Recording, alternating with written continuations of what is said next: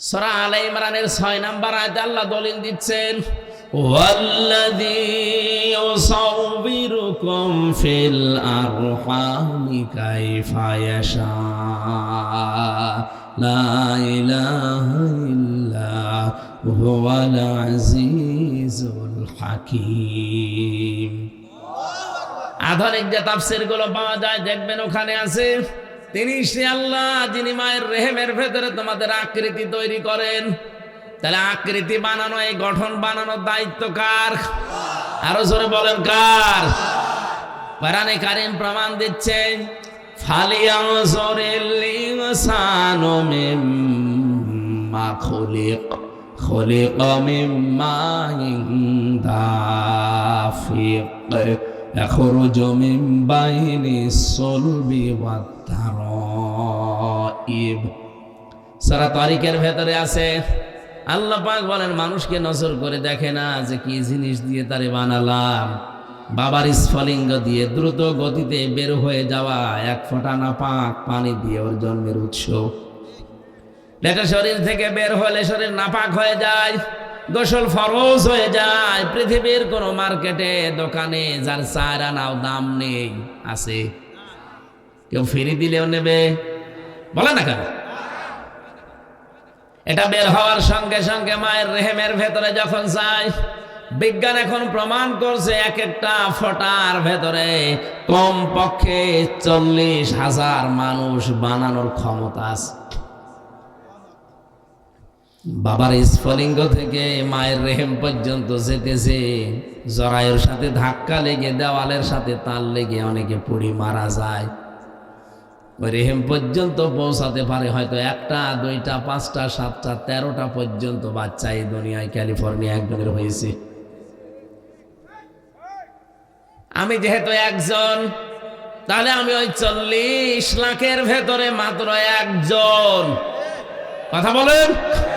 আল্লাহ দয়া করে ওই জায়গা থেকে আমারে পৌঁছিয়ে দিলেন।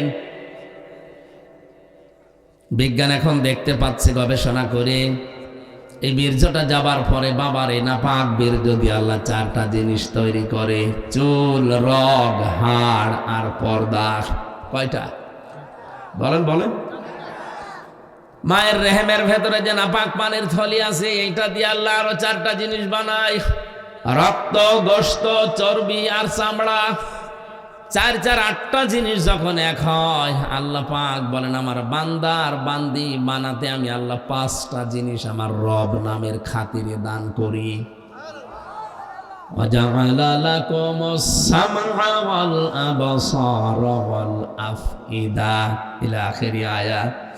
সূরা নাহাল 14 নম্বর পারার 14 নম্বর পৃষ্ঠার 14 নম্বর লাইনের 78 নম্বর আয়াতের মাঝে আছে, আমি আল্লাহ শ্রবণ শক্তি, দর্শন শক্তি, বাক শক্তি, আকেল শক্তি আর ঘ্রাণ শক্তি, এই 5টা আমার রব নামের কারণে দান করি।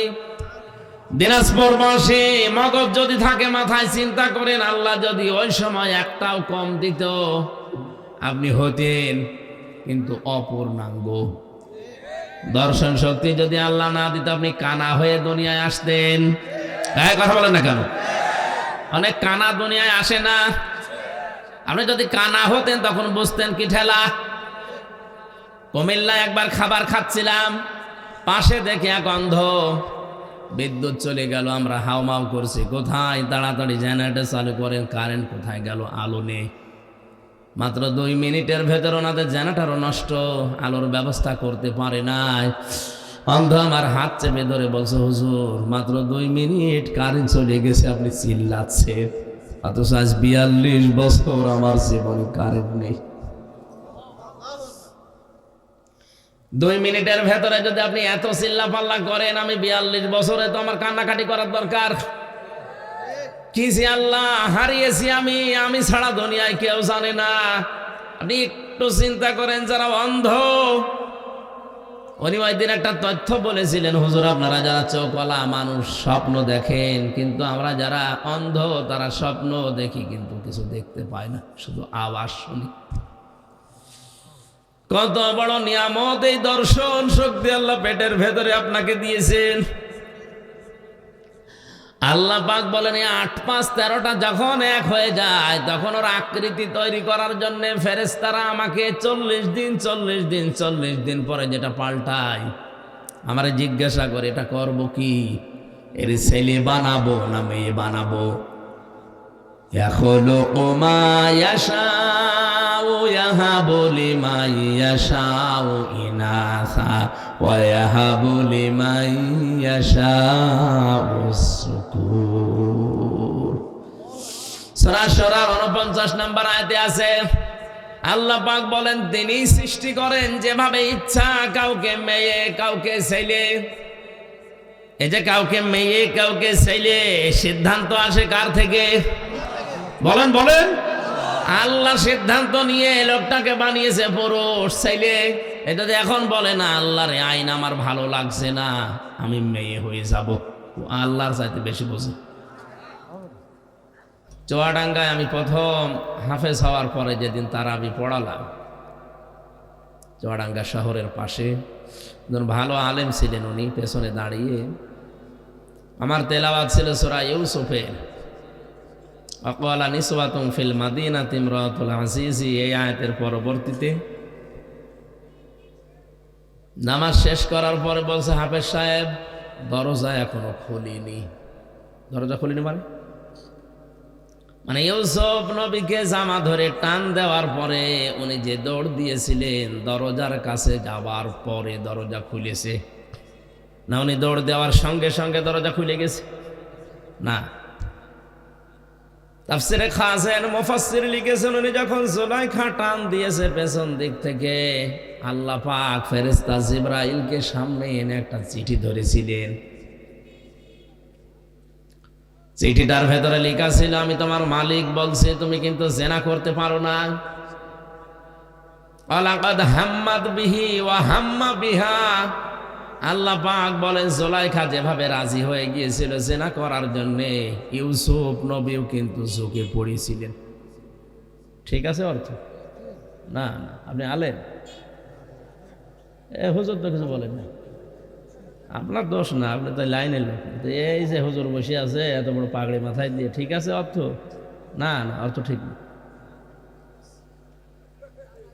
আলাকাদ হাম্মাদ বিহি ওয়া হাম্মা বিহা, বাংলা অর্থ কিন্তু এইটাই দাঁড়ায়।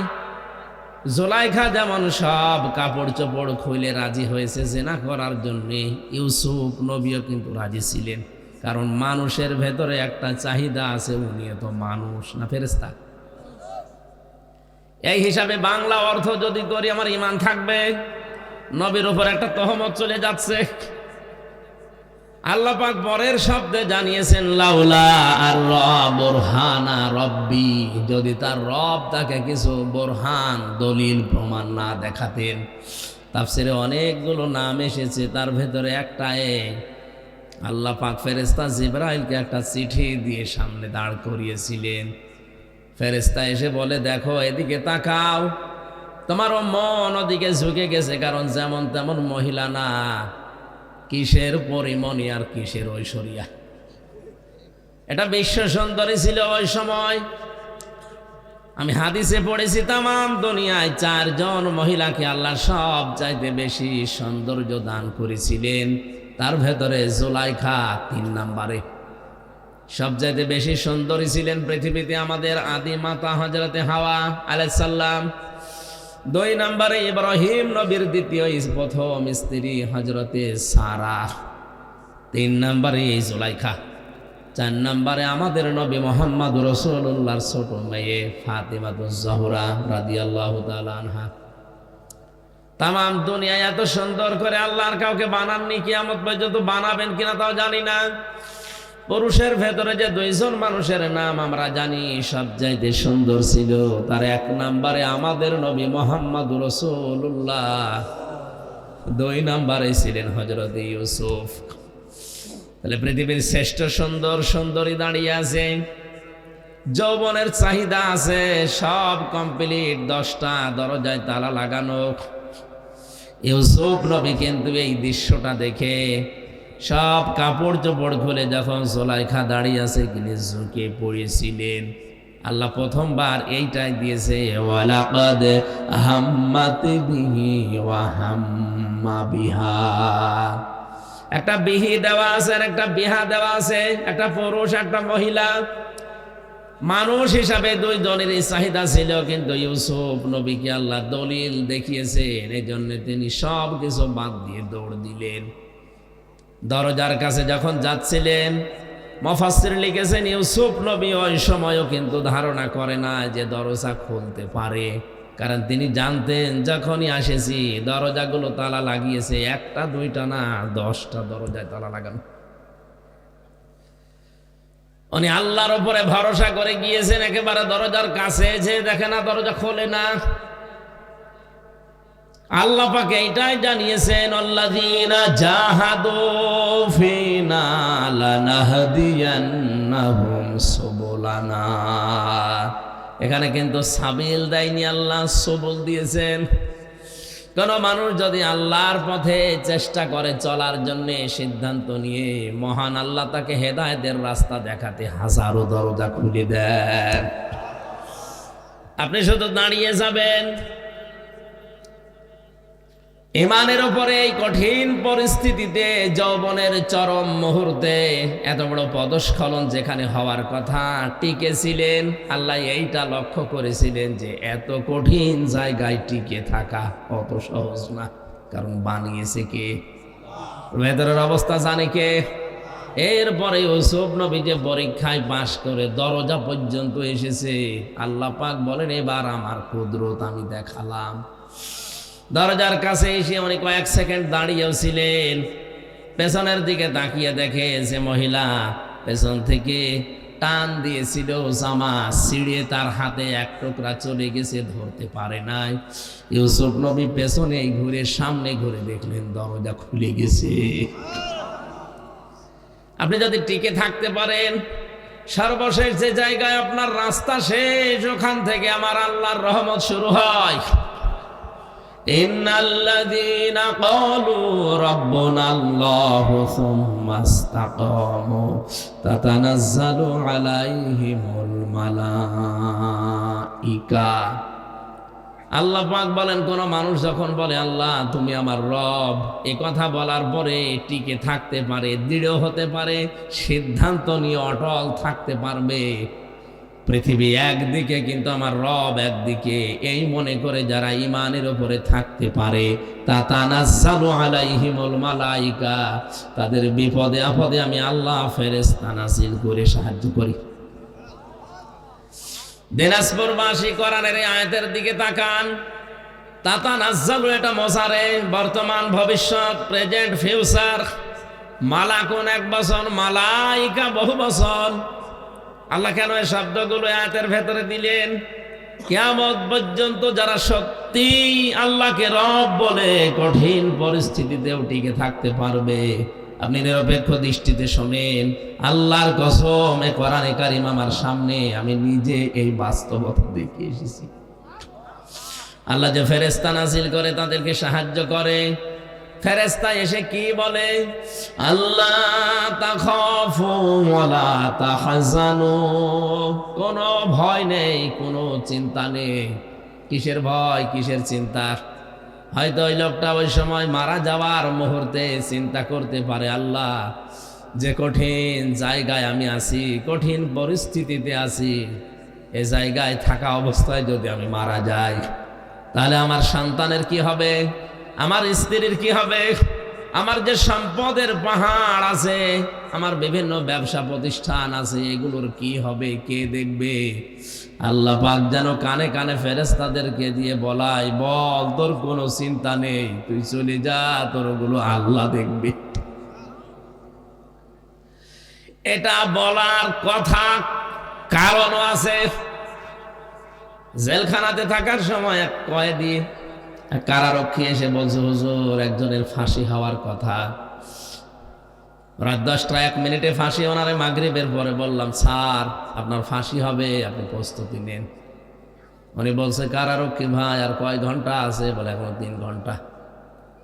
উনি বলে, দেখো 3টা ঘন্টা সময় নষ্ট করা দরকার নেই, আমি 2 ঘন্টা ঘুমালাম, তুমি আমারে ডেকে দিও।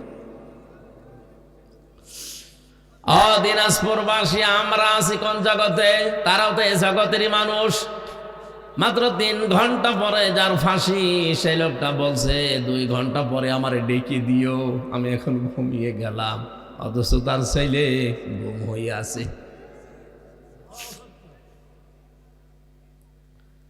বাংলাদেশে 10 জন যদি ম্যাগনেট থাকে, তার ভেতরে সে একজন। লক্ষ লক্ষ মানুষের কর্মসংস্থান তৈরি করেছে যে লোকটা। মাত্র আর 1 ঘন্টা বাকি আছে, ওর ঘুম আসলো কি করে? কারারক্ষী আমারে কেঁদে কেঁদে এই কথাই বলছিল। ওর বাড়ি মানিকগঞ্জে, তোরা বালি না কি নাম যেন। বলছে হুজুর, এই দৃশ্য দেখে দেখলাম ঠিক লোকটা ঘুমিয়ে গেল, 2 ঘন্টা পরে ডেকে দিলাম। উনি উঠে গোসল করে ওযু করে এশার নামাজ পড়ে, নফল নামাজ পড়ে আমারে বলছে এবার চলেন। নতুন জামা কাপড় পরেছে, মনে হচ্ছে শ্বশুর বাড়ি যাবে। আল্লাহ পাক বলেন ফেরেশতাদের দিয়ে ওর কানের কাছে বলি, তোর কোনো চিন্তা নেই, তোর ছেলে গুম হয়েছে তাতে কি, তোর স্ত্রী আছে, তোর বিভিন্ন ব্যবসা প্রতিষ্ঠান আছে, সব আল্লাহ নিজের কুদরত দিয়ে দেখবে। আমি বিশ্বাস করেছি, কারণ ওই অবস্থা না হলে কোনোদিন একটা মানুষ এই মুহূর্তে ফাঁসির দড়ির দিকে যাওয়ার কথা না। এমনকি 2টা ঘন্টা ওর ঘুমও আসার কথা না। জেলখানায় সব চাইতে বেশি লাগে আমি জানি এই 3টা বছরে ঘুমের বড়ি, কারণ ঘুম আসতে চায় না। 24 ঘন্টা তো কোনো কাজ কাম নেই, শুধু বসে থাকা। এই লোকটার কাছে যদি আল্লাহর এরকম কিছু না আসতো, বলেন আপনার বিবেক দিয়ে ওর ঘুম আসার কথা?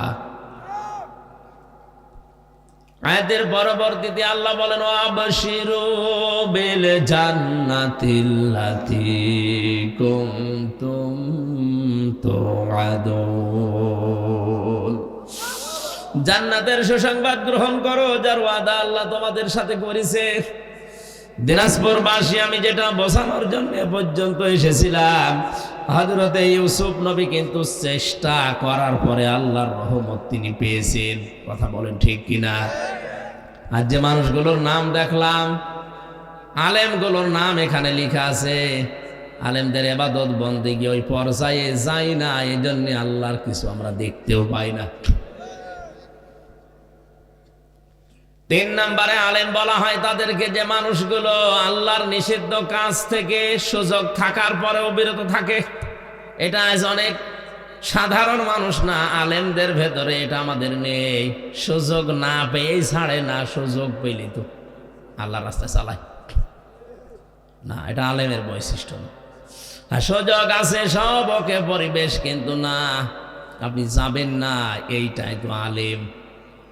এদেরকে বলা হয় হক্কানি আলেম, যারা কোরআন নিয়ে গবেষণা করে, আল্লাহর ইবাদতে মনোনিবেশ করে, আল্লাহর নিষিদ্ধ কাজ সুযোগ থাকার পর ছেড়ে দেয়। এই 3টা গুণ যাদের আছে, এরা কি? আরো জোরে বলেন। এরা সাধারণ ভাবে আলেম, কিন্তু হক্কানি আলেম না। হক্কানি আলেম বলা হয় তাদেরকে, যাদের 3টা জায়গায় পাওয়া যায়। ইমাম ইবনে তাইমিয়া এর পরে লিখেছেন, আজ বাংলাদেশের 48,000 দরবার থেকে আওয়াজ আসে যে আমার দরবার হক দরবার, এইটাই হক্কানি দরবার। আরে হক্কানি দরবার হতে হলে, হক্কানি আলেম দাবি করলে আপনাকে 3টা জায়গায় পাওয়া যাবে। ইমাম ইবনে তাইমিয়া বলেন, হক্কানি আলেমদেরকে আপনি যদি দেখতে চান, তাহলে কবরে যান, মাটির নিচে পাবেন। কথা বলেন এখানে। ইমাম আবু হানিফা কি ছিলেন? হক্কানি আলেম। কি ছিলেন? জেলখানায় 8 বছর জেলে থাকার পরে তাকে বিষ দিয়ে মেরে ফেলেছে। ইমাম মালিক রহমতুল্লাহ আলাইহি 42 দিন রিমান্ডে ছিলেন। তার এই হাত বাহু থেকে ডিসকানেক্ট হয়ে গিয়েছিল, যে পেছনে বেঁধে রাখে হ্যান্ডকাপ দিয়ে। আমিও প্রায় 11 ঘন্টা পেছনে হ্যান্ডকাপ দিয়ে চোখ বেঁধে মাথায় দড়ি দিয়ে টাঙিয়ে রেখেছিল 11 ঘন্টা। দুপুর 2টা থেকে শুরু করে রাত 11টা পর্যন্ত। নামাজও ওই শুধু ইশারায়, কোন জায়গায় যেন নিয়ে গেল কিছুই জানি না। মাঝে মাঝে আওয়াজ আসে, খাড়া হন। আমি তো খাড়া হয়ে আছি, কারণ মাটিতে আমার পা নেই। বলেন তো, আমি আর যাই হয়ে দেশে একজন পরিচিত মানুষ কিনা? কথা বলেন না কেন? আমার নামের আগে অন্তত ভাঙ্গাচোরা একটা আলেম লেখা আছে কিনা? আপনি নিজেও জানেন যে কারণে নিয়ে আসলাম, এই কারণের সাথে কিছুই নেই। কোন কারণে আপনি পেছনে হ্যান্ডকাপ দিয়ে তা ওটা লাগলে আবার হাত কেটে যায়। মাজায় দড়ি দিয়ে মনে হচ্ছে কুকুর শ্রীগাল গরুর গলায় দড়ি দিয়ে নিয়ে যাচ্ছে। আল্লাহ এই দৃশ্য দেখে না, কারণ উনি এখন অন্ধ। হ্যাঁ, 3 নম্বরে হাক্কানি আলেম আমরা জানি মোসাদ্দেদে আল-ফেসানি রহমতুল্লাহ আলাইহি। আমি যত হাক্কানি আলেমের জীবনী পড়েছি অধিকাংশ দেখবেন এখন মাটির নিচে। 2 নম্বরে হাক্কানি আলেম পাওয়া যায় জিহাদের ময়দানে, 3 নম্বরে পাওয়া যায় জালেমের জেলখানা।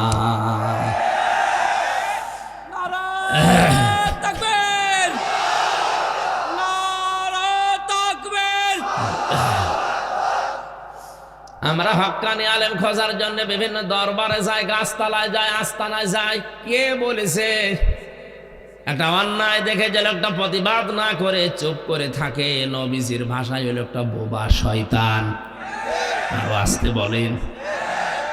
এদেশে আমার যতটুকু ধারণা কারো লাগতো না অন্যায় শুরু হলে 48,000 পীর যদি একবারে প্রেস ক্লাবের সামনে গিয়ে বলতে এটা চলতে দেব না, জীবন দেব, এটা চলতে দেব না, কোনো অন্যায় দেশে প্রমোট করতে পারতো না। এত বেশি বেশি খাবার খায়, শুধু ভুড়ি ভুড়ি ছাড়া কিছুই পাওয়া যাচ্ছে না। এত বড় বড় ভুড়ি হয়, আমার তো মনে হয় উকুন মারা যাবে। মহিলারা ওদেরকে দেখে লজ্জা পায়। আল্লাহ, সেলিমে হয় আমাদের আর পেট হয় এর। কি পেট দাও, আখের পেট বানিয়েছে। যাই হোক, এই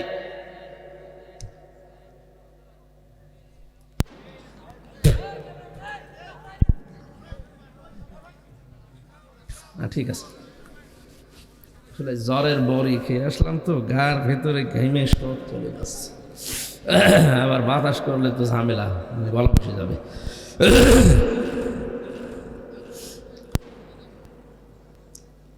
কোরআন নাজিল হওয়ার পর দিন থেকে আজকের এই দিন পর্যন্ত যত মানুষ কোরআন শুনেছে, শুনবে, এই শ্রোতা আল্লাহর ভাষায় 3 প্রকার। কয় প্রকার? এখানে যারা বসে আছেন আপনি মিলান তো কোন প্রকারে আছেন?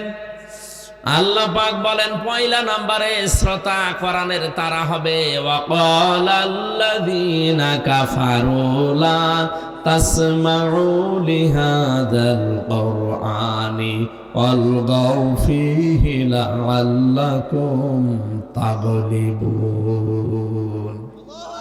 সূরা হামিম সেজদা 24 নম্বর পারা 18 নম্বর পৃষ্ঠার 10 নম্বর লাইনে 26 নম্বর আয়াত। এটা আল্লাহ পাক বলেন, হে নবী, কাফেরেরা কোরআন শুনবে না, শুনতেও দেবে না। যেখানে আয়োজন হবে ওরা হট্টগোল করে, গন্ডগোল করে, বিশৃঙ্খলা সৃষ্টি করে বন্ধ করে দেবে। আর ওরা মনে মনে মানুষকে বলবে কোনো চিন্তা নেই, বন্ধ করো, গালেব হওয়া যাবে। যদি বিজয়ী হতে চাও তাহলে কোরআনের আলোচনা বন্ধ করো, কোরআনের তাফসীর যেখানে হয়টা বন্ধ করে দাও, তাহলে বিজয়ী হবে তোমরা। এই সিদ্ধান্ত কাফেরদের। কাদের? আরো জোরে বলেন, কাদের? কোরআনে কারিমের অনুষ্ঠানগুলো আজ বাংলার বিভিন্ন প্রান্তে যারা বিভিন্ন সোতানাতা ওসিলা দিয়ে বন্ধ করে দিচ্ছেন, আল্লাহর কসম আপনিও কাফের। আপনার নামের আগে যতই মুসলমান লেখা থাক, আর আপনার ওই যে কাঁটা আছে আগা, মনে করছেন আগা কাটা, আমি মুসলমান না। আগা কেটে দিলে মানুষ মুসলমান হয়, তাহলে ছাগল কি ছাগল মুসলমান না? আপনি তো মুসলমান ঠিক ওই ধরনের ছাগলের মতো। তাহলে কোরআনের প্রথম শ্রোতাই হচ্ছে কাফেরেরা। কোরআন শুনলেই বাধা দিত। এখন যদি বলেন না, ও হাজী সাহেবের নামের আগে মোহাম্মদ লেখা আছে, আরে ভাই ও হজ করে এসেছে কাবা শরীফ থেকে, আর কাবার সভাপতি ছিল আবু জেহেল। অত শুধু একবার হজ করে চলে এসেছে, আর ওই ঘরের সভাপতি ছিল। কোরআনের শ্রোতা 2 নম্বরে তারা, ওরা শুনতেও আসে, বিশ্বাসও করে। আমির হামজা বানিয়ে বলবে না, আল্লাহর কথাই বলবে, শোনেও মন দিয়ে। ওয়াইদা কিলা লাহুম তাআলাউ ইলা মা আনজালাল্লাহু ওয়া ইলার রাসূলি রাআইতাল মুনাফিকিনা ইয়াসুদ্দুনা আনকা সুদুদা। সূরা নিসা 5 নাম্বার পারা 7 নাম্বার পৃষ্ঠার 1 নাম্বার লাইনের 61 নাম্বার আয়াত। এটা ফি জিলালিল কোরআন তাফসিরে আছে। হে নবী, যখন ওদেরকে বলবেন আসো আল্লাহর বিধানের দিকে, রাসূলের আদর্শের দিকে, রাআইতাল মুনাফিকিনা, আপনি দেখবেন মুনাফিক যারা, ওরা শুনতে এসেছিল, বিশ্বাসও করছিল, কিন্তু যখন দেখবে যে এগুলো তো আমাদের বাস্তবের সাথে মেলে না, কারণ আমরা যে রাস্তায় হাঁটি সে রাস্তায় এগুলো মিলছে না, তখন আস্তে করে পেছন দিক থেকে তারা কেটে পড়বে। এগুলো নির্ভেজাল টাটকা মুনাফিক। মোনাজাতের আগে দেখেন কোনটা ওঠে না, তাহলে একেবারে ওঠাউঠি করার দরকার নেই। আমি গুণ বললাম। 3 নম্বরে কোরআনের শ্রোতা তারা, আল্লাহ পাক বলেন ইন্নামাল মুমিনুনা আল্লাযীনা ইযা যুকিরাল্লাহু ওয়াজিলাত কুলুবুহুম ওয়া ইযা তুলিয়াত আলাইহিম আয়াতুহু যাদাতুহুম ঈমানা ওয়া আলা রাব্বিহিম ইয়াতাওয়াক্কালুন। সূরা আনফালের 2 নম্বর আয়াত। এখানে একটা তথ্য আছে, এই ভালো করে শুনুন, বাইরে যে গীবত করবেন না। মত পার্থক্য থাকতে পারে এই আয়াতের ব্যাপারে আলেমদের, কিন্তু একটা মত তো আপনি নিতেই পারেন। একটু ভালো করে শুনবেন। এটা যদি বুঝে আপনি আমল করতে পারেন, আমার যতটুকু কোরআনের উপরে বিশ্বাস আছে, বাস্তবতায় আমি যা দেখছি, এদেশের হাজারো দরবার এমনি বন্ধ হয়ে যাবে। একটু মিলান তো। আল্লাহ বলেন কোরআনের শ্রোতা 3 নম্বরে তারা, যাদের সামনে আল্লাহর আয়াত পড়লে ওদের অন্তরাত্মা কেঁপে ওঠে, ওদের কলবে কাঁপ ধরে। কোথায়? বলেন বলেন। ওয়াইদা তুলিয়াত আলাইহিম আয়াতুহু যাদাতুহুম ঈমানা। আরে মানুষগুলোর সামনে কোরআনে কারীম তেলাওয়াত করলে যখন ওরা বোঝে, অনুধাবন করে, উপলব্ধি করতে পারে, তখন ওদের ঈমান যা আছে আরো বেড়ে যায়। কোরআনের আলোচনা ঈমান বাড়ে ঈমানদারের। কার? আরো জোরে বলেন। এ কোরআন নবীজি আবু জেহেলের সামনেও পড়েছিলেন, আবু বকরের সামনেও পড়েছিলেন। 2টার নামের আগে কি আছে? আবু। বলেন বলেন। এক আবু জেহেল কোরআন শোনার পরে ওর শয়তানি বেড়েছে, আর এক আবু বকর কোরআন শোনার পরে ওনার শয়তানি না, ওনার ঈমান বেড়ে গেছে। এখানে যদি আবু বকরের মতো মন নিয়ে বসেন, মাস্ট বি আপনার ঈমান বাড়বে। এই গ্যারান্টি আল্লাহর। যাদাতুহুম ঈমানা, আপনার ঈমান বাড়বে। কিন্তু আবু জাহেলের মন নিয়ে যদি কেউ বসে, ওর ঈমান না, ওর শয়তানি বাড়বে।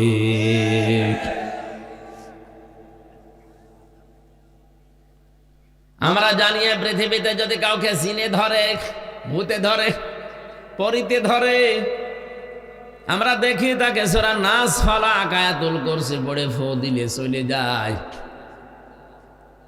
অথচ যে মানুষ কোরআনের দিকে তাকায় না, ওকে আমার আল্লাহ শয়তান বলে ঘোষণা দিয়েছেন। ওমাইয়াশু আন যিকরির রহমানি নুকাইয়িদ লাহু শাইতানান ফাহুয়া লাহু করিন। সূরা যুখরুফের ভেতরে আছে 25 পারার 11 পৃষ্ঠার 1ম লাইনে আছে, আল্লাহ পাক বলেন আমার কোরআন থেকে যে লোকটা মুখ ফিরিয়ে নেয়, আমি আল্লাহ ওর পেছনে একটা শয়তান নিযুক্ত করে দেই। ও আর শয়তান তখন পার্থক্য থাকে না, 2টাই এক হয়ে যায়। একটু খেয়াল করেন, শয়তান আল্লাহর বিধান লঙ্ঘন করেছে একটা, কয়টা? বলেন না কেন? কিন্তু আল্লাহর বিধানের বাইরে নতুন করে কোনো আইন বা বিধান ও বানায়নি। আল্লাহ বলেছিলেন সেজদা দেয়নি, এতটুকুই। কথা বলে না কেন? ওকে আল্লাহর আইনের বিরুদ্ধে নতুন করে কোনো আইন বানিয়েছে? বলেন বলেন না। ওর দোষ ছিল একটা, যে মানে নাই আল্লাহর একটা বিধান। এই জন্য আল্লাহকে মারদুদ, শয়তান, রাজিম কত কিছু বলে জান্নাত থেকে দূর করে দিয়েছে। দুইটা জিনিস থেকেও বঞ্চিত, কোনোদিনও ক্ষমা পাবে না, কোনোদিন জান্নাত পাবে না। একটা বিধান শুধু মানে নাই, নতুন করে কোনো কিছু ওই বিধানের বাইরে তৈরি করতে যাবে, করে নাই। কিন্তু যে মানুষ আল্লাহর শ্রেষ্ঠ সৃষ্টি দাবি করার পরে আল্লাহর আইন মানে না, আল্লাহর এগেনস্টে নতুন করে আইন বানিয়ে পরিবার, সমাজ, রাষ্ট্র চালাতে চায়, এটা তো শয়তানের দাদা। জিন শয়তান আয়াতুল কুরসি নাস ফালাক পড়লে চলে যায়। আর এরকম শয়তান যারা আছে এদেরকে পুরা কোরআন পড়িয়ে ফু দেবেন। সুতরাং আল্লাহর আইনের বিরুদ্ধে যারা আইন বানাচ্ছেন, আল্লাহর কোরআনের এগেনস্টে যারা নতুন নতুন নিয়ম নীতি বানিয়ে দুনিয়ার মানুষকে শান্তি দিতে চান, শান্তি আপনি দিতে পারবেন না, আর অশান্তির দাবানাল জ্বলবে। এর একটা প্রমাণ এই শরীফ থেকে শরীফা। আপনি হাঁটে টের পাচ্ছেন না কোথায় যাচ্ছে এটা? সকালবেলা একটা লোক বলল আমি শরীফ, বিকালে বলছে না আমার শরীফা মনে হচ্ছে। হ্যাঁ, আপনার মনে হোক, এ পর্যন্ত থাকলেও তো ছিল। এটা যদি রাষ্ট্রীয়ভাবে আপনি কায়েম করে ফেলতে পারেন, সংসদে, হাইকোর্টে যদি এটা পাশ হয়ে যায়, কি হবে বুঝতে পারছেন? ও বিকাল বেলা বলবে আমি তো শরীফা, আমার এই মহিলা হোস্টেলে সিট দেন। এই কথা বলেন, দেওয়া লাগবে। আপনি যদি বলেন না দেব না, আপনার এগেনস্টে মামলা হবে। এখন যে মহিলা হোস্টেলে আপনার মেয়ে আছে, আপনার বোন আছে, আপনার ফুফু আছে, ও যতই শরীফা দাবি করুক না কেন, মাল তো শরীফ, মাল শরীফ না। ওরে যদি ওখানে থাকতে দেন, ও ঠিক থাকবে। একজন প্রশ্ন করছে, যুবক যুবতী এক জায়গায় থাকা জায়েজ আছে কিনা? জায়েজ আছে, কিন্তু থাকবেন কি করে? আপনি তো থাকবেন না, থাকবে? যুবক যুবতী এক জায়গায় ঘুমানো জায়েজ আছে কিনা ফতোয়া দেন। ফতোয়া দেব কি? আপনি কি ঘুমাবেন? আপনি ঘুমাবেন? আপনি শরীফ থেকে শরীফা হয়ে মহিলা হোস্টেলে সিট নিয়ে আপনি ঘুমাবেন? পরবর্তী প্রজন্ম যা আসবে সব জারজ আসবে, সূক্ষ্ম ষড়যন্ত্র করে আমাদেরকে লূত আলাইহিস সালামের জামানার ওই জাতির মতো বানাতে অনেকে চেষ্টা চালাচ্ছে। এই সমকামিতারও বলছে না এটা হিজরা। কে বলেছে হিজরা? হিজরা এটা শারীরিক সমস্যা। আর এই সমকামিতা যারা প্রমোট করছেন, এটা কিন্তু আপনার মানসিক সমস্যা। মানসিক বিকৃতি করে ফেলেছেন আপনি। আল্লাহর বিধানের বাইরে নতুন করে বিধান চালু করতে চাচ্ছেন, তার সৃষ্টিকে আপনি পাল্টিয়ে দিতে চাচ্ছেন। অনেকে আজ বিভিন্ন জায়গায় দেখা যাচ্ছে ডাক্তার দিয়ে, অনেক মেয়ে পর্যন্ত সার্জারি করে নিজের শরীরের গঠন পাল্টিয়ে, কোন কায়দায় যেন লজ্জায় স্থান পাল্টিয়ে ওরা ছেলে হওয়ার চেষ্টায় আছে। পারবেন না, কিয়ামতের আগে এটা সম্ভব না। কেন সম্ভব না বলেন তো? সূরা আলে ইমরানের 6 নম্বর আয়াতে আল্লাহ দলিল দিচ্ছেন, ওয়াল্লাযী ইউসাউবিরুকুম ফিল আরহামি কাইফা ইয়াশা লা ইলাহা ইল্লা হুয়াল আজিজুল হাকীম। আধুনিক যে তাফসীরগুলো পাওয়া যায় দেখবেন ওখানে আছে, তিনি সে আল্লাহ যিনি মায়ের রেহেমের ভেতরে তোমাদের আকৃতি তৈরি করেন। তাহলে আকৃতি বানানো, এই গঠন বানানোর দায়িত্ব কার? আরো জোরে বলেন কার? কোরআনে কারীম প্রমাণ দিচ্ছে, ফালিয়ানজুরিল ইনসানু মিম্মা খুলিকা মিম্মা দাফিক ইয়াখরুজু মিন বাইনিস সুলবি ওয়াত তারাইব। সূরা তারিকের ভেতরে আছে, আল্লাহ পাক বলেন মানুষকে নজর করে দেখে না যে কি জিনিস দিয়ে তারে বানালাম। বাবার স্ফলিঙ্গ দিয়ে দ্রুত গতিতে বের হয়ে যাওয়া এক ফোঁটা নাপাক পানি দিয়ে ওর জন্মের উৎস। এটা শরীর থেকে বের হলে শরীর নাপাক হয়ে যায়। গোসল ফরজ হয়ে যায়। পৃথিবীর কোন মার্কেটে দোকানে যার 4 আনাও দাম নেই আছে? কেউ ফিরি দিলেও নেবে? বলে না কেন? এটা বের হওয়ার সঙ্গে সঙ্গে মায়ের রেহেমের ভেতরে যখন যায়, বিজ্ঞান এখন প্রমাণ করছে এক একটা ফোঁটার ভেতরে কম পক্ষে 40,000 মানুষ বানানোর ক্ষমতা আছে। বাবার স্ফলিঙ্গ থেকে মায়ের রেহেম পর্যন্ত যেতেছে, জরায়ুর সাথে ধাক্কা লেগে দেওয়ালের সাথে তাল লেগে অনেকে পুড়ি মারা যায়। ওই রেহেম পর্যন্ত পৌঁছাতে পারে হয়তো 1টা 2টা 5টা 7টা 13টা পর্যন্ত বাচ্চা এই দুনিয়ায় ক্যালিফোর্নিয়া একজনের হয়েছে।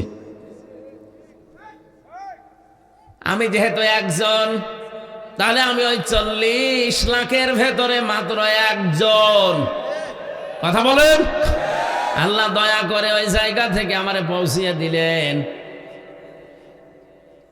বিজ্ঞান এখন দেখতে পাচ্ছে গবেষণা করে, এই বীর্যটা যাবার পরে বাবারে নাপাক বীর্য দিয়ে আল্লাহ 4টা জিনিস তৈরি করে, চুল, রগ, হাড় আর পর্দা।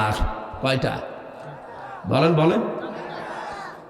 মায়ের রেহেমের ভেতরে যে নাপাক পানির থলি আছে, এইটা দিয়ে আল্লাহ আরো 4টা জিনিস বানায়, রক্ত, গোশত, চর্বি আর চামড়া।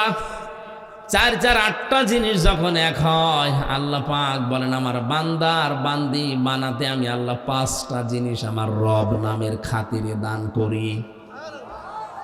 وَجَعَلَ لَكُمُ السَّمْعَ وَالْأَبْصَارَ وَالْأَفْئِدَةَ إلى آخر আয়াত। সূরা নাহাল 14 নম্বর পারার 14 নম্বর পৃষ্ঠার 14 নম্বর লাইনের 78 নম্বর আয়াতের মাঝে আছে, আমি আল্লাহ শ্রবণ শক্তি, দর্শন শক্তি, বাক শক্তি, আকেল শক্তি আর ঘ্রাণ শক্তি, এই 5টা আমার রব নামের কারণে দান করি। দিনাজপুর বসে মগজ যদি থাকে মাথায়, চিন্তা করেন আল্লাহ যদি ওই সময় একটাও কম দিত, আপনি হতেন কিন্তু অপূর্ণাঙ্গ। দর্শন শক্তি যদি আল্লাহ না দিত, আপনি কানা হয়ে দুনিয়ায় আসতেন। কথা বলেন না কেন? অনেক কানা দুনিয়ায় আসে না। আপনি যদি কানা হতেন তখন বুঝতেন কি ঠেলা। কুমিল্লায় একবার খাবার খাচ্ছিলাম, পাশে দেখে এক অন্ধ, বিদ্যুৎ চলে গেল, আমরা হাউমাউ করছি, কোথায়? তাড়াতাড়ি জেনারেটর চালু করেন, কারেন্ট কোথায় গেল? আলো নেই। মাত্র 2 মিনিটের ভেতর ওনাদের জেনারেটরও নষ্ট, আলোর ব্যবস্থা করতে পারে নাই। অন্ধ আমার হাত চেপে ধরে বলছে, হুজুর মাত্র 2 মিনিট কারেন্ট চলে গেছে, আপনি চিল্লাচ্ছেন, অথচ আজ 42 বছর আমার জীবনে কারেন্ট নেই। 2 মিনিটের ভেতরে যদি আপনি এত চিল্লা পাল্লা করেন, আমি 42 বছরে তো আমার কান্নাকাটি করার দরকার কি? আল্লাহ হারিয়েছি আমি ছাড়া দুনিয়ায় কেউ জানে না।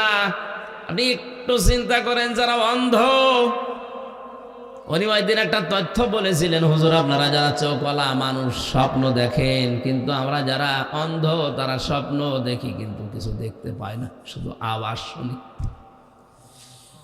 কত বড় নিয়ামত এই দর্শন শক্তি আল্লাহ পেটের ভেতরে আপনাকে দিয়েছেন। আল্লাহ পাক বলেন 8 5 13টা যখন এক হয়ে যায়, তখন ওর আকৃতি তৈরি করার জন্য ফেরেশতারা আমাকে 40 দিন পরে যেটা পাল্টায়, আমারে জিজ্ঞাসা করে এটা করব কি? এর ছেলে বানাবো না মেয়ে বানাবো?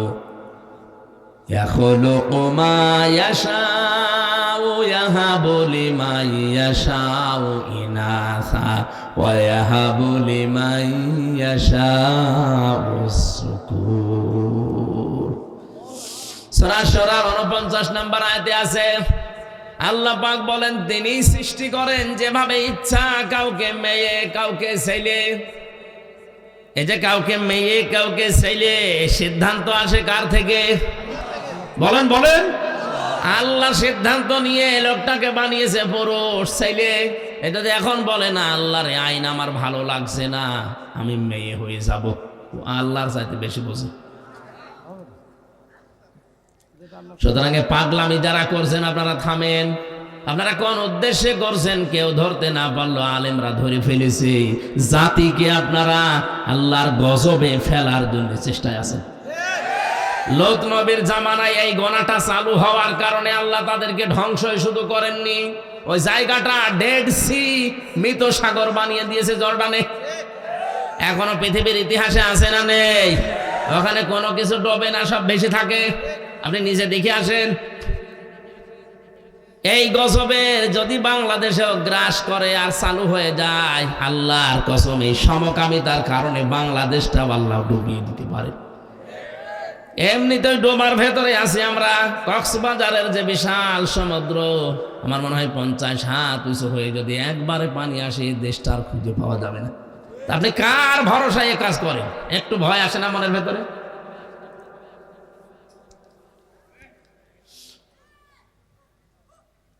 আমার ভাইরা, কোরআনে কারীম থেকে তাফসীর আকারে যে কথাগুলো বলার জন্য আপনারা লিখে দিয়েছেন তাফসীরুল কোরআন মাহফিল, আমি 2 জায়গা থেকে 2 রকম আয়াত পড়েছি। রহমানের বান্দা কারা দুনিয়াতে তাদের 12টা গুণ অর্জন করা লাগে, আর বিশ্ব নবী মুহাম্মদুর রাসূলুল্লাহকে আল্লাহ সতর্ককারী হিসাবে কি করতে পাঠালেন। এই যে মাস চলছে শাবান মাস, এই মাসেও কিছু সতর্কীকরণ আছে, কিছু কাজ আছে। আমরা অনেকেই মনে করি সবে বরাত মানে এই শাবান মাস, না। এখানে প্রায় 5টা শিক্ষা আমাদের দেওয়ার জন্য শাবান মাস বছরে বছরে আসে। আজ আমার 33 বছর বয়স, প্রতি বছরে মাসটা কিন্তু আমার জীবন থেকে চলে যায়, একটা শিক্ষাও আমরা নিতে পারি না। হ্যাঁ, নিয়েছি শুধু খাওয়া। কথা বলেন কেন? এ দেশের যত ইবাদত বন্দেগী আমরা দেখতে পাচ্ছি অধিকাংশগুলোই খাওয়া ভিত্তিক। সবে বরাতে খাওয়া, সবে কদরে খাওয়া, সবে মেরাজে খাওয়া, মানুষ মরে গেলে খাওয়া, জন্ম হলে খাওয়া। এক কথা বলছেন কেন? খাওয়া ছাড়া কোন ইবাদত আছে আপনি দেখান? নেই। আর মুসলমানদের আর কিছু জানা না থাক, কি করে খাওয়া লাগে 2 নাম্বারই করে, এটা ভালো জানে। জেল থাকা অবস্থায় আমার দাদা মারা গিয়েছিল। একবার বলছিল একটা গল্প, এক লোক মুসলমান, খ্রিস্টান আর ইহুদি 3 জন মিলে বন্ধুত্ব করে দোস্তি করে বেড়াতে গেছে। সন্ধ্যাবেলায় 3টা 4টা রুটি কিনে বলছে আমরা খেয়ে নেই। 3 জন 3টা খেয়ে আর একটা আছে। ইহুদি খ্রিস্টান বলছে আমরা তো এখন খেলাম, এইটা রেখে দাও, পরে ক্ষুধা লাগলে খাওয়া যাবে। মুসলমান বলছে না, আসো টেনে ছিঁড়ে ভাগ করে খেয়ে ফেলি, ওর ধান্দা শুধু খাওয়া। খ্রিস্টান বলছে না, এখন ঘুমাও, রাতের বেলা ঘুমের ভেতরে যে আশ্চর্য স্বপ্ন দেখবে সেই রুটি খাবে। মুসলমান বলছে এবার ঠিক আছে, ঘুমাও। ওরা 2 যখন ঘুমিয়েছে, ও উঠে রুটি খেয়ে মুখ মুছিয়ে এবার ঘুমিয়েছে। ইহুদি ডাক দিয়ে বলো, ভাইরা ওঠো, আমি আশ্চর্য স্বপ্ন দেখলাম। কি? আমি দেখি আমার নবী মুসা আলাইহিস সালাম 6ষ্ঠ আসমানে আমারে ডাক দিল, উম্মত তোর উপরে আমি খুশি। ওই যে রুটি আছে তুই খাবি। এত উপরে নিয়ে আমার নবী যদি আমারে বলতে পারে এ রুটি আমার, রুটি আছে। খ্রিস্টান বলছে তোমার স্বপ্ন হইল। আমার নবী ঈসা আমারে ডাক দিয়ে বুকের সাথে বুক মিলিয়েছে, কপালে চুমা দিয়ে বলে, উম্মত তোর জীবনের উপরে আমি খুশি, ওই যে রুটি আছে তুই খাবি। রুহুল্লাহ বলা হয় যাকে এত বড় পাওয়ারফুল নবী, বাবা ছাড়া দুনিয়ায় এসেছে, এই নবী আল্লাহর ছেলে বলে আমরা জানি। সুতরাং রুটি আমার। মুসলমান তো ওঠে নাও, জেগে ঘুমাচ্ছে। আরে চিমটি দিয়ে তুলেছে, ওঠ, রুটি আর নেই। অত জানে রুটি আছে কি নেই। শেষে ওইটা বলছে তোমাদের স্বপ্ন আমি সব শুনেছি, এটা স্বপ্ন হইল। তোমরা যখন ঘুমিয়ে আসো, আমি দেখি বিশাল এক দৈত্য দানব বড় এক মগর নিয়ে আমার সামনে এসে বসে, এই মুসলমান, জীবন যদি বাঁচাতে চাস রুটি খাক। আমি করবো কি? জীবন বাঁচানোর তাকিদে রুটি খেয়ে ফেলিস। ইহুদি খ্রিস্টান বলে, ভাই এত বড় বিপদ গেল, ডাকতে পারলে না? ডাকবো কি করে? একজন আছে 5ম আসমানে আর একজন 6ষ্ঠ আসমানে, আমি তো খুঁজে পাইনি। খাওয়া কি করে লাগে আমরা অন্য কিছু না জানলে ধান্দাটা ভালো জানি। খালি খাওয়া, খাওয়ার উপরেই চলছে। অথচ মুসলমানদের যে 2টা দিবস আমরা জানি, ঈদুল আজহা, ঈদুল ফিতরে, শুধু খাওয়া না, আগে খাওয়াবেন এরপরে খাবেন। কি ঈদুল ফিতরে আপনি নিজে 1 মাস রোজা রাখার পরে মরণের খাওয়া খাবেন হবে না, আগে যাকাত দেন, ফিতরা দেন, দান করেন, সেমাই কিনে দেন, গরিব মানুষ খাবে, হাসবে, ওর হাসি দেখে আপনি হাসবেন। ঈদুল আজহাতেও তা জবাই করে আপনি পশু খেয়ে ফেলবেন হবে না, আগে গরিবকে পৌঁছিয়ে দেন। গরিবের সন্তানগুলো খাবার খাবে, হাসবে, ওর আনন্দ দেখে আপনি আনন্দ করবেন। তাহলে ইসলামের ইবাদত হচ্ছে আগে ত্যাগ, এরপরে ভোগ। বলেন না কেন? এ বাকি বাদ দিয়ে আর যা আছে আপনি তাকান, আগে ত্যাগ না আগে ভোগ? খালি খাবো নেব, এই নতুন নতুন দিবস তৈরি হয় আর খালি খাওয়া বাড়ে।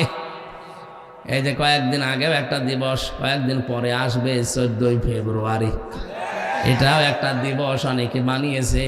এ দিবসে খালি খাবো নেব। কথা বলে দেখা। ও আর 25 মিনিট আছে।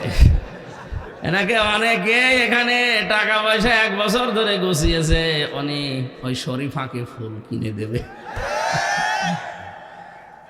এ দিবস মুসলমানদের জন্য না, মুসলমানদের দিবস শুধুমাত্র ওই 2টা। কান খাড়া করে শোনেন, যত বড় গুরুত্বপূর্ণ মানুষ আপনার জীবন থেকে হারিয়ে যাক, সর্বনিম্ন আপনি শোক পালন করবেন 3 দিন। কয়দিন? বলেন। হ্যাঁ, মহিলার যদি স্বামী মারা যায় 4 মাস 10 দিন, সেটা আলাদা। পৃথিবীতে আর যারা যায় হারায়, সে মা হোক, বাবা হোক, ছেলে হোক, মেয়ে হোক, নেতা হোক, যদি হারিয়ে যায়, মারা যায়, তার জন্য শোক পালন করার সর্বোচ্চ কয়দিন? আর আমরা এমন মানুষ হারায়, তার জন্য শোক চলছে, কিয়ামত পর্যন্ত চলবে, তাও শোক শেষ হবে না। কোন জায়গা থেকে আপনি ইসলাম নিয়েছেন? আমি আশা করছি আপনার বিবেকের দরজায় ধাক্কা লাগবে। এরপরেও যদি আপনার কিছুই মনে না হয়, আমার মনে হয় আপনার বিবেকের উপরে পোশাক করেছে। অবশ্য ঠিক আছে, আপনার বিবেকটা খুলবে তো ইনশাআল্লাহ। আল্লাহ রাব্বুল আলামিন 3 নম্বরে যেটা বলতে চেয়েছিলেন, যাদাতহুম ঈমানা, তাদের ঈমান বেড়ে যায়। তাহলে আল্লাহর আইন মানে নাই, কিন্তু নতুন করে আইন আর বানায়নি, এজন্য আল্লাহ তাকে মারদুদ, রাজিম, শয়তান, বের হয়ে যা, দূর হয়ে যা, ক্ষমা পাবি না, জান্নাত পাবি না, এত কথা বলেছে কোরআনে। আর যে মানুষ আল্লাহর আইন মানে না, আল্লাহর আইনের বিরুদ্ধে নতুন করে আইন বানায়, বলেন তো এটা আল্লাহর কাছে শয়তানের চাইতেও খারাপ কিনা? আমি আর নিচে নামলাম না, এরপরেও আপনি না বোঝার ভান করে আছেন, আমি জানি, কিন্তু যারা বোঝার তারা বুঝেছে। আয়াতের মূল শব্দ ছিল কি? অজিলাত কুলুবুহুম। অজিলাত মানে ধাক্কা দেয়, কাঁপন ধরে। কুলুবুহুম তাদের কলব। এই ভালো করে শোনেন, মানুষের কলব আমরা অনেকেই মনে করি বাম স্তনের 2 আঙ্গুল নিচে। এই কারণে পীর সাহেবরা জিকির দিলে বলে ধাক্কা দাও, কি বলে না? এই যে কফ লাম বা কলবুন, কলব শব্দের শাব্দিক অর্থ কোরআনে কারিমে আমার আল্লাহ বিস্তারিত দিয়েছেন। লাহুম কুলুবুন লা ইয়াফকাহুনা বিহা, এটা সূরা আরাফে আছে, 9 নম্বর পারা 13 নম্বর পৃষ্ঠার 2 নম্বর লাইনের 179 নম্বর আয়াতের মাঝে আছে। আল্লাহ বলেন এদের কলব আছে, হৃদয় আছে, কিন্তু চিন্তা নেই। কি নেই? বলেন। এই কোন দিকে তাকিয়ে আছো? কি করা লাগবে?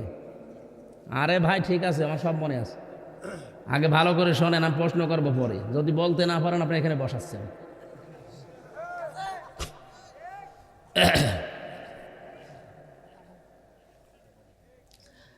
খেয়াল করে শোনেন, অনেক বেদাত এই দেশ থেকে বিদায় হবে আজটা বুঝলে। আল্লাহ বলেন তাদের কলব আছে, হৃদয় আছে, কিন্তু কোনো চিন্তা নেই, তারা বোঝে না। তাহলে কলবের কাজে আয়াত দ্বারা প্রমাণ কি? চিন্তা করা, বোঝা, কি করা? বলেন বলেন। আমরা যেটা বলেছি বাম স্তনের 2 আঙ্গুল নিচে এটা আছে, এখানে যদি আপনি ধাক্কা দেন তাহলে পরিষ্কার হবে, আপনি ভালো হয়ে যাবেন। হাদিস বলা হয় এখান থেকে দলিল দিয়ে, আলা ইন্না ফিল জাসাদি মুদগাতুন ইদা সালুহাত সালুহাল জাসাদু ওয়া ইদা ফাসাদাত ফাসাদাল জাসাদু আলা ওয়া হিয়াল কলব। নবীজি বলেন সাবধান, জেনে রাখো প্রতিটি মানুষের শরীরের ভেতরে একটা গোস্তের টুকরা আছে। আমি আলেমদেরকে বলছি আলা ইন্না ফিল জাসাদি, নবীজি কিন্তু আলা ইন্না ফিল সদরি দেয়নি, দিয়েছে যে বুকের ভেতরে, আলা ইন্না ফিস সিররি মাথার ভেতরে। কোন জায়গার নাম নবীজি নির্ধারিত করেননি, বলেছে এই মানব শরীরের ভেতরে। মাথা কি শরীরের অংশ না? বুকটা শরীরের অংশ না? কথা বলেন। আমার 3.5 হাত বডি শরীরের অংশ, তাহলে এর ভেতরে কোন জায়গায় আছে যে গোস্তের টুকরাটা ভালো হলে মানুষ ভালো হয়ে যায়, খারাপ হলে মানুষ খারাপ হয়ে যায়। আলা জেনে রাখো ওয়াহিয়াল কলব, ওই গোস্তের টুকরার নাম হচ্ছে কলব। নাম কি? তাহলে নবীর এই হাদিস থেকে, আল্লাহর আয়াত থেকে কি বোঝা গেল? এটা আমার কোন জায়গায় আছে নবীজি নির্ধারিত করে বলেন না যে মাথায় আছে, বুকে আছে, পেটে আছে, না এটা বলেননি। আপনি হাদিসের ব্যাখ্যা পড়েন, পাবেন না। উনি বলেছে শরীরের ভেতরে। এখন যে শব্দটা নবীজি দিলেন আলা ইন্না ফিল জাসাদি মুদগাতুন, কি দিয়েছেন? মুদগা কাকে বলা হয়? বিজ্ঞান এখন কম্পিউটার দিয়ে দেখিয়ে দিচ্ছে যে মুদগা তৈরি হতে 3টা জিনিস লাগে। কয়টা? মানুষের এই যে রেহেমের ভেতরে যে 40 দিনে পাল্টায়, এটার নাম প্রথমে হয় আলাক, জমাট বাঁধা রক্ত, ঝুলন্ত যোগ, মাটির নির্যাস। বাকি 40 দিনে যেটা হয়ে যায় তার নাম মুদগা। কি? মুদগা হওয়ার জন্য শর্ত 3টা। 1 নম্বরে ওর ভেতরে রক্ত থাকা লাগবে, 2 নম্বরে ওর ভেতরে চর্বি থাকা লাগবে, 3 নম্বরে রাবারের ওপরে দাঁত দিয়ে কামড় দিলে যেভাবে দোড়া কাটা ভাগ বসে যায়, ওর ভেতরে ওইরকম দাগ দেখা যাবে। আমি এখানে সভাপতি সেক্রেটারি যারা আছি, মুরব্বী মানুষ, এমনি মরে যাবে, তারপরও বলছি আপনারা যদি মাথা ফাটিয়ে এই জায়গায় কলয় যে মগজটা বের করে নিয়ে আসি, আর বাম স্তনের এই জায়গা থেকে যদি কেটে গোস্তটা নিয়ে আসি, আপনাদের কাছে আমার প্রশ্ন, এবার বলেন তো কম্পিউটারের সাথে, নবীর হাদিসের সাথে, কোরআনের আয়াতের সাথে মিলছে কোনটা? আপনি মগজের ভেতরে দেখবেন দোড়া কাটা ভাব আছে, ওর ভেতরে রক্ত আছে, ওর ভেতরে চর্বি আছে। এক কথা বলছেন না? শুধু এইটাই না, মাথার ভেতরে 36টা জিনিস দেওয়া আছে।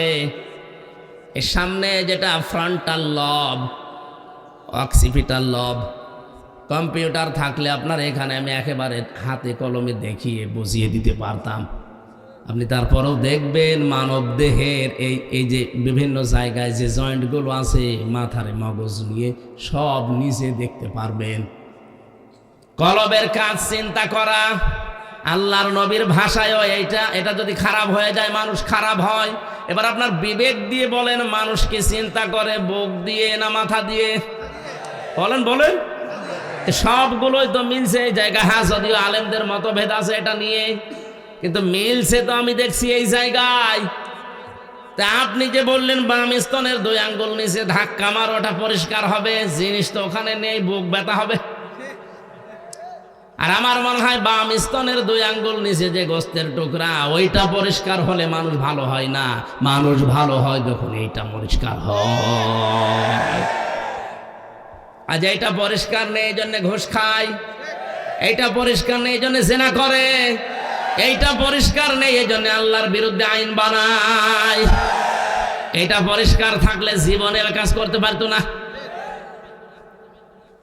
কোরআনের শ্রোতা 3 নম্বরে তারা যারা কলব ধাক্কা দেয়, ঝালঝালা পয়দা হয়, শরীরের পশমগুলো খাড়া হয়ে যায়।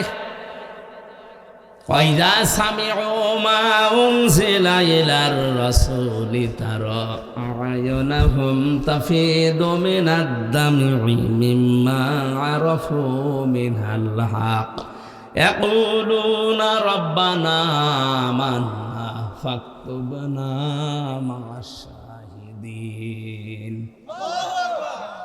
সূরা মায়েদা 7 নাম্বার আর প্রথম নম্বর পৃষ্ঠার প্রথম নাম্বার লাইনের 83 নাম্বার আয়াত এটা। হে নবী, আপনি যখন কোরআন শোনাবেন মানুষদেরকে, যারা আপনার বক্তব্য বুঝতে পারবে, উপলব্ধি করবে, দেখবেন ওদের চোখ দিয়ে পানি পড়ছে। কোরআনের আলোচনায় সবার চোখে পানি আসে না, আমরা তো বুঝেই না হাতে পানি আসবে কি করে। কোরআনের শ্রোতাদের বৈশিষ্ট্য 3 নাম্বার এটা, ওয়ালা রব্বিহিম ইয়াতাওয়াক্কালুন। কোরআন শুনে বুঝে উপলব্ধি করে বাড়ি যাওয়ার সময় সিদ্ধান্ত নেয়, জীবন চলে গেলেও আল্লাহর উপরে ভরসা আমি শেষ করব না। জোরে বলেন সুবহানাল্লাহ। তাহলে আমরা কোরআনের 1 নাম্বার শ্রোতা হতে চাই না, 2 নাম্বারও না, 3 নাম্বারটা হতে চাই। কথা বলেন। এই কোরআন থেকে আমরা তেলাওয়াত করলাম সূরা মুদ্দাসসিরের মাত্র 2টা আয়াত। জবান খুলে তাফসীর আকারে শোনার জন্য আল্লাহর কালাম পড়েন। আউযু বিল্লাহি মিনাশ শাইতানির বিসমিল্লাহির রহমানির রহিম।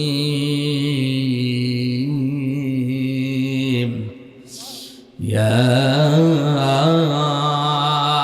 আইয়ুহাল মুদ্দাসসির কুম ফাআনযির। এ পর্যন্ত থাক। সূরা মুদ্দাসসির 56টা আয়াত আছে, 2টা রুকু আছে, মাত্র 2টা আয়াত পড়েছি। মক্কায় নাজিল হয়েছে এটা। কোন আয়াত থেকে কেউ যদি কথা শুনতে চায় 5টা বিষয় খেয়াল করা লাগে। তার শুদ্ধ তেলাওয়াত, মাতৃভাষায় অর্থ, ঐতিহাসিক প্রেক্ষাপট, বাস্তব ব্যাখ্যা আর মূল শিক্ষা নিয়ে বাড়ি যাওয়া। কয়টা? তাফসিরে ফি জিলালিল কোরআনের ভূমিকায় 5টা লেখা আছে। যে কোনো আয়াত থেকে কথা তাফসির শুনতে হলে প্রথমে তেলাওয়াত করবেন শুদ্ধভাবে। আমরা অন্তত যতটুকু চেষ্টা করি পড়েছি। মাতৃভাষায় অর্থ হচ্ছে, হে বস্ত্র আবৃত ব্যক্তি, দাঁড়ান, মানুষদেরকে সতর্ক বাণী শোনান। ঐতিহাসিক প্রেক্ষাপটের ভেতরে পেয়েছি, বিশ্বনবী সর্বপ্রথম 5টা আয়াত পেয়েছিলেন 40 বছর বয়সে। কয়টা? এখান থেকে একটা শিক্ষা আছে। জ্ঞানী মানুষ যারা আছেন তারা খেয়াল করেন। ফেরেশতা জিবরাইল এসে সর্বপ্রথম তাকে বলেছিলেন ইকরা ইকরা ইকরা। উনি 3 বার বলেছিলেন মা আনা বিকারি, আমি পড়তে পারি না। বলেছিলেন না? বলেন বলেন, কেন বললেন? 3 বার ওনাকে বুকে চাপ দিয়েই বলেছে পড়ো। উনি বলছেন আমি পড়তে পারি না। কেন পড়তে পারেন না? 4বার যখন বললেন ইকরা বিসমি রাব্বিকাল্লাযী খালাক, নবীজি কিন্তু তখন পড়া আরম্ভ করেছিলেন। প্রশ্ন করলেন জিবরাইল, এতক্ষণ পর্যন্ত কেন তুমি এ কথা আমারে বললে না যে পড়া লাগবে কার নামে? তুমি খালি প্রথম থেকেই বলছো পড়ো পড়ো। তো কি পড়বো? কার নামে পড়বো?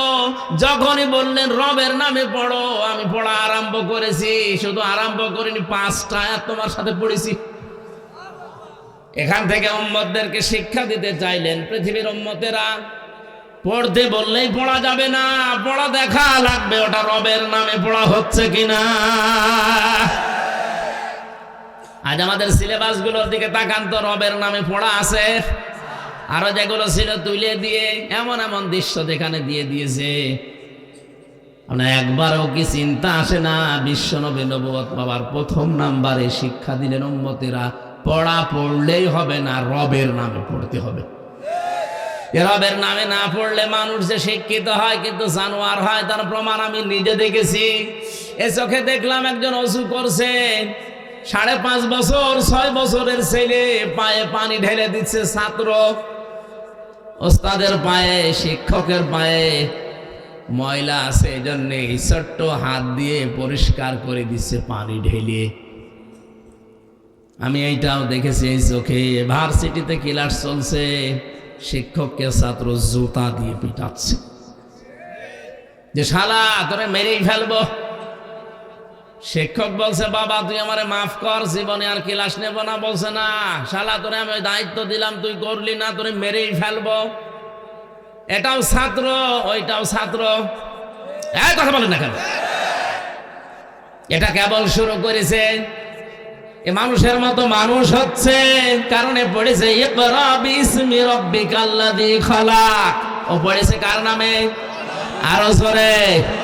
আর ওইটা মাস্টার্স করার পরেও জানোয়ার হয়ে গেছে। কোরআনের শিক্ষা যাদের ভেতরে নেই ওরা যে জানোয়ার আমি নিজে দেখে এসেছি। আপনি মনে করছেন 33 বছর বয়স আর কি দেখেছেন, কি দেখেছে আপনি টের পাচ্ছেন না। বাস্তবে এমন এমন মানুষের সাথে সময় কাটিয়েছি ওগুলো মানুষ বললে গোনা হবে। সর্বোচ্চ বিদ্যাপীঠ থেকে মাস্টার্স করে এসে ওই জায়গায় ওই চেয়ারে বসা, কিন্তু মানুষের সাথে এমন আচরণ করে, আমার নিজের সাথে যদি এটা করে এই লোকটারে ধরলে কি করত? অথচ লোকটা মাস্টার্স করা। কোরআনের শিক্ষা রবের শিক্ষা নেই, এই জন্য মানুষের পরিবর্তে হয়ে গেছে শিক্ষিত শয়তান। এই তো উস্তাদকে কেউ জুতা দিয়ে পিটাতে পারে। নবীর এই শিক্ষা আমরা যদি উম্মত হিসাবে নিতে না পারি, আগামীতে আপনি যে প্রজন্ম রেখে যাচ্ছেন ওটা আপনার জন্য রব্বির হামহুমা কামা রব্বায়ানি সাগীরা দূরের কথা, কবরের পাশে এসে দাঁড়িয়ে প্রসাব করবে। এই জন্য রবের নামে শিক্ষা ব্যবস্থা চালু করা দরকার, এটা আমাদের ইমানের দাবি। ৯৬% মুসলমানের দেশে যদি রবের নামে পড়া শুরু না হয়, আমি পড়বো কার নাম নিয়ে? সুতরাং আমাদের শিক্ষা ব্যবস্থায় 1 থেকে মাস্টার্স পর্যন্ত 100 মার্কের কোরআন এবং হাদিস আমরা মাস্ট বিচার। ইন্নাদ-দীনা ইনদাল্লাহিল ইসলাম, বিসমিল্লাহির রহমানির রহিম, ইকরা বিইসমি রাব্বিকাল্লাযী খালাক। এগুলো মনোগ্রামে লিখে দেন। এগুলো বাদ দিয়ে কি লিখেছে ও নিজেও বোঝে না, যাদের বোঝায় তারাও বোঝে না। প্যাক আরম্ভ করেছে। আশা করছি আপনি বিবেক দিয়ে শুনছেন, যারা উপলব্ধি করছেন। আর যারা শোনার পরে যাদের কলব নেই, মরে গেছে, উমরা মানুষের সামনে বলা আর না বলা সমান। আমার ভাইরা, আমি কলবের পরিচয়টা দিতাম না, এই কারণে দিয়েছি যারা আজ মানুষকে ধোঁকা দিয়ে বোকা বানিয়ে বাম স্তনের 2 আঙ্গুল নিচে গোস্তের টুকরা কলব, এটা ধাক্কা মারো পরিষ্কার হবে এই কথা বলে পরিষ্কার করাছে। জিনিস যদি ওখানে না থাকে, কারণ চিন্তা করে মানুষ মাথা দিয়ে, আর মগজের যে সিস্টেম মদগার সাথে মিলছে মাথা, এটা মেলে না। তাহলে এই ব্যবসাগুলো আজ বাংলাদেশে যারা বিভিন্ন মরিদ নিয়ে করছে, যে ধাক্কা লাগাও, ও যখন বুঝবে কি ধাক্কা লাগাবো, এখানে তো জিনিস নেই, আমার বুক ব্যথা হবে, আমি আরো দলে নেই, তখন ওদের দরবার এমনি বন্ধ হবে। তখন ওই সময় তোরা আমির হামজাকে দেখতে পারবে। কথা বলে না কেন? এই জন্য বলো পীর বিরোধী। কিসের পীর বিরোধী? আপনি ভণ্ডামি করে খাচ্ছেন। চট্টগ্রাম সিলেট বিভাগে গরম সন্নি ঠান্ডা সন্নি নাম নিয়েছে, কাজ কামার নেই। আমার স্টেজে কত আলেম বসে থাকে, তারা ভুল ধরতে পারে না। ওর নামের আগে পীরে কামেল লেখা আছে, ও ভুল ধরে বসে আছে। ওর পেটে বোম মারলে অর্থনীতি কারে বলে ইসলামী, ও বলতে পারে না।